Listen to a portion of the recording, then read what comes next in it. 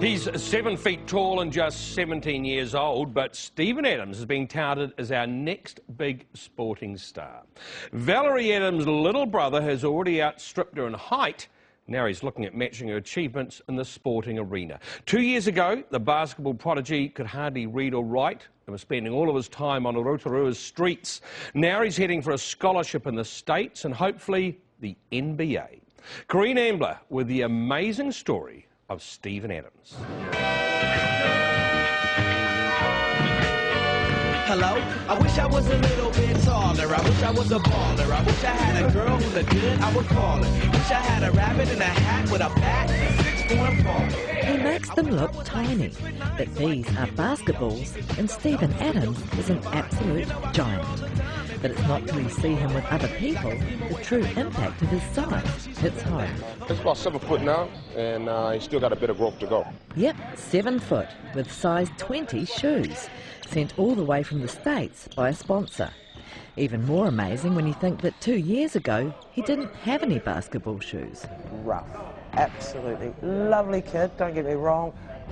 Beautiful manners, but rough, absolutely rough. Like, who needs shoes? He had 2 pairs of shoes, and he had about 4 t-shirts, and 3 pairs of shorts, and maybe 2 pairs of track pants, and everything came to here. It was all too small. I wish I was a little bit taller. I wish I was a baller. Steven calls this woman his fairy godmother, and now she's his legal guardian. When he came to live with her 2 years ago after his father died, he was undernourished, couldn't read or write, and only went to school for phys ed. This was like coming to a different planet. There's a lot of formality here and a lot of structure, and he didn't have any of that where he'd come from.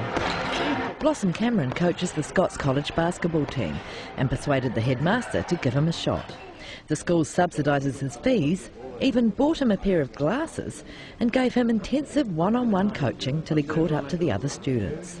He's just sat the first exams of his life for NCEA Level 2. They were good and bad. English was the worst. I could honestly say that sucked. But yeah, I found them actually quite fun. You just said the exams were fun. Could you imagine yourself saying that a couple of years ago? Nah. Not at all. All the hard work is so he can do this, play the game he loves and at which he excels for a living. He's been offered a scholarship to Pittsburgh University, but only if he can pass the entrance exam. Myself personally, I think he's probably the best player of his age group in the world, only by the simple fact of his work ethic and what he's able to do.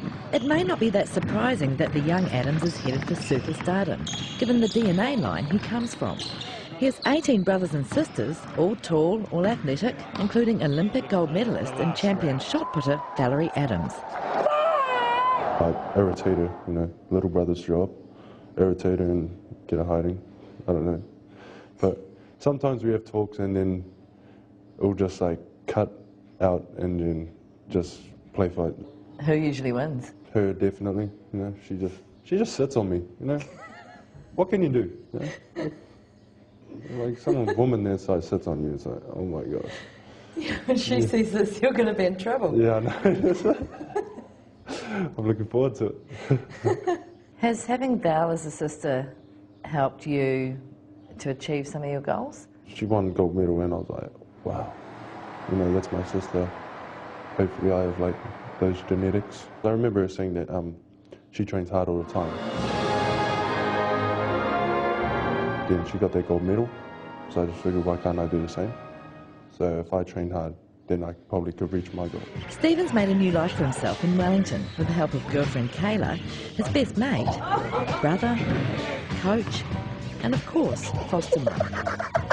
He's gone from sleeping on a lounge room floor to having his own room, and from wagging every day to training every morning before school.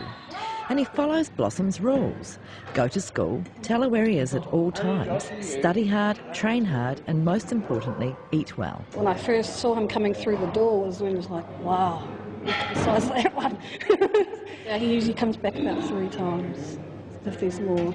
And if there's another one, if he comes back for a 4th, then if we have it, we'll give it to him. When he comes around to my house on the weekends, when he has breakfast, Mum will cook some eggs, and then he'll have like maybe 4 or 5 eggs in the breakfast, and then I have like maybe 1 or 2. I felt kind of bad because they had to go shopping after I left, buy some more groceries. One of his more endearing qualities is that he can't seem to understand what all the fuss is about. You know that you're talented, right? No, You don't? I don't think I am. Kenny said to me this morning that you're the best player in the world for your age. Yeah. Did he? Not sure. Not sure. I don't know. Oh, yeah, that feels cool. He never tells me that. He never tells me that at all. Will he make it and go all the way? Yes. What were his prospects if he'd stayed in Rotorua? A statistic. He would have been a statistic. Absolutely. Joined the statistics. Possibly on the streets.